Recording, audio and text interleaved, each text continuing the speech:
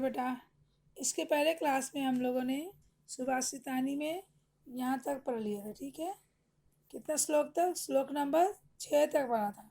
अब आज हम श्लोक नंबर 7 से पढ़ेंगे। ठीक है, चलिए स्टार्ट हो जाइए। आप लोग भी पढ़िए। यत्र नार्यस्तु पूज्यन्ते। यत्र मतलब जहाँ, नार्यस्तु मतलब नारी की, पूज्यन्ते मतलब पूजा होती है, यानी सम्मान होता है। जहाँ नारी का सम्मान होता है। रमन्ते तत्र देवता। रमन्ते मतलब रहते हैं, तत्र मतलब वहाँ, देवता यानी ईश्वर, यानी देवता निवास करते हैं। वहाँ देवता निवास करते हैं। फिर सुनिए, यत्र नार्यस्तु पूज्यन्ते रमन्ते तत्र देवता। जहाँ नारियों की पूजा होती है या जहाँ नारियों का सम्मान होता है, वहाँ देवता निवास करते हैं। ठीक है, अब नेक्स्ट इसके सेकंड वाला, यत्र यत्र तास्तु न पूज्यन्ते। यत्र तास्तु न पूज्यन्ते, यानी जहाँ इनका, पूज्यन्ते मतलब सम्मान नहीं होता, जहाँ इनका सम्मान नहीं होता। सर्वास्त्र त्राफलाह क्रिया। सर्वास्त्र त्राफलाह क्रिया, यानी वहाँ सारी क्रियाएं, सर्वस्त्र फला, सभी क्रियाएं विफल हो जाती, वहाँ सभी क्रियाएं विफल हो जाती हैं। यानी सभी, कोई भी क्रिया करते तो उसको सफलता नहीं मिलती, यानी सभी क्रियाएं, सभी काम विफल हो जाती है। ठीक है, फिर सुन लीजिए एक बार। जहाँ नारियों का सम्मान होता है, वहाँ देवता निवास करते हैं, और जहाँ इनका सम्मान नहीं होता, वहाँ सारी क्रियाएं विफल हो जाती है। ठीक है, चलिए अब श्लोक नंबर 8। सहसा, सहसा मतलब अचानक, लिख लीजिए। सहसा मतलब अचानक। सहसा विदधित न क्रिया, न क्रियाम अविवेक। न क्रियाम विवेक, इसको अगर तोड़िएगा तो क्रियाम और अविवेक, अविवेका परमा पदा पदम, परमा पदाम पदम, यानी सहसा यानी अचानक कोई भी कार्य नहीं करना चाहिए। ना क्रियाम विवेक, कोई भी क्रिया नहीं करना चाहिए। क्रियाम अविवेक, अविवेक यानी, अविवेक का मतलब क्या हो गया कि अविवेक बड़ी, अविवेक मतलब जिसकी बुद्धि ना हो, है ना। विवेक मतलब बुद्धि, अविवेक मतलब मूर्ख समझ लो, मूर्खता। क्योंकि अविवेक बड़ी मुसीबतों का घर है। परम आपदाम पदम, परम मतलब बड़ी, आपदाम मतलब मुसीबत का, पदम मतलब घर। जो अविवेक जो है बड़ी मुसीबतों का घर है।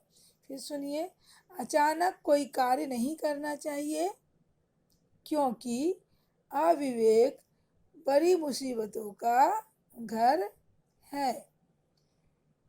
वृणुते ही विमृश्य करिणम। विनीते मतलब, विनीते मतलब वर्ण कर लेती है। यहाँ देखिए, वर्ण कर लेती है। अब इसका हुआ कि विचार कर कार्य करने वाले व्यक्ति, विमृश्य कारिणम, यानी विचार कर कार्य करने वाले व्यक्ति को उनके गुणों से आकर्षित होने वाली सभी चीज़ें, यानी सभी संपदाएं, यानी संपत्ति स्वयं मिल जाती है। ठीक है, विचार कर सोच विचार कर कार्य करने वाले को उनकी बुद्धि से आकर्षित होकर सभी संपत्ति स्वयं मिल जाती है। ठीक है, आगे संख्या 9। अपूर्वा कोऽपि कोशो अयम विद्यते तब भारती। भारती मतलब सरस्वती। ठीक है, विद्यते विद्या, कोशो मतलब खजाना, कोऽपि कोई भी, अपूर्व, अपूर्व मतलब अपूर्व मतलब बोल सकते हैं अनोखा, अनोखा।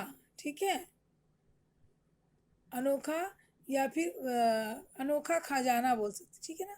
अपूर्व कोऽपि कोशो अयम, कोश मतलब खजाना, अनोखा खजाना। इसका मतलब हुआ कि आगे पहले मैं पढ़ लेती हूँ। अपूर्वा कोऽपि कोशो अयम विद्यते तब भारती, भारती मतलब सरस्वती माँ। वह तो वृद्धि मायाति, वह तो मतलब व्यय करने पर, उसे खर्च करने पर वृद्धि मायाति, वृद्धि होती है। क्षय मायाति, क्षय मतलब नष्ट हो जाती है। संचयात, संचय करने पर नष्ट हो जाती है। उसका हिंदी होगा कि हे माँ सरस्वती, हे सरस्वती, तेरा यह, तब मतलब तेरा, यह विद्यते विद्या रूपी खजाना अनोखा है। तुम्हारा ये माँ सरस्वती, तुम्हारा ये विद्या रूपी खजाना अनोखा है, जो व्यय तो मतलब व्यय करने पर वृद्धि मायती, व्यय करने पर वृद्धि यानी बढ़ता है, और क्षय मयाति मतलब क्षय होता है कब, संचय करने से, और संचित करने पर यानी जमा करने पर नष्ट होता है। फिर सुनिए, हे सरस्वती, हे सरस्वती, तेरा यह विद्या रूपी खजाना अनोखा है, जो व्यय करने पर व्यय करने पर बढ़ता है, और खर्च करने पर यानी और संचय करने पर यानी जमा करने पर नष्ट हो जाता है। ठीक है, विद्या रूपी खजाना अनोखा है, जो व्यय करने पर यानी खर्च करने पर बढ़ता है, और जमा करने पर संचयात जमा करने पर नष्ट हो जाता है। ठीक है, बाकी धन कैसा होता है, खर्च करने पर खत्म हो जाता है, लेकिन ये खर्च करने पर बढ़ता है, और जमा करके रखोगे तो खत्म होता है। बाकी धन जमा करके रखोगे तो बढ़ता है। ठीक है, लेकिन विद्या रूपी धन क्या है, जितना खर्च करोगे उतना ही बढ़ेगा, और जितना उसको समेट कर संचय करके उसे जमा करके रखोगे, उसका उपयोग नहीं करोगे, वो धीरे धीरे नष्ट होता जाएगा। हो गया। अब श्लोक नंबर 10। नमन्ति फलिनो वृक्षा, नमन्ति मतलब झुकना, फलिनो वृक्ष यानी फलों से लदा हुआ वृक्ष हमेशा झुका हुआ होता है। जिस प्रकार उसी प्रकार नमन्ति गुणिनो जना, जिस प्रकार फलों से लदा हुआ वृक्ष झुका हुआ रहता है, उसी प्रकार गुणवान व्यक्ति भी झुके हुए अर्थात नर्म स्वभाव के होते हैं।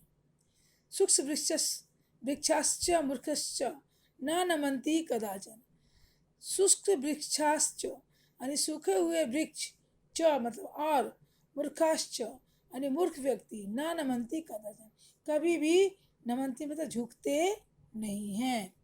ठीक है, यानी सूखे हुए वृक्ष और मूर्ख लोग कभी भी झुकते नहीं है, वो हमेशा अकड़ कर ही रहते हैं, चाहे कुछ भी हो जाए।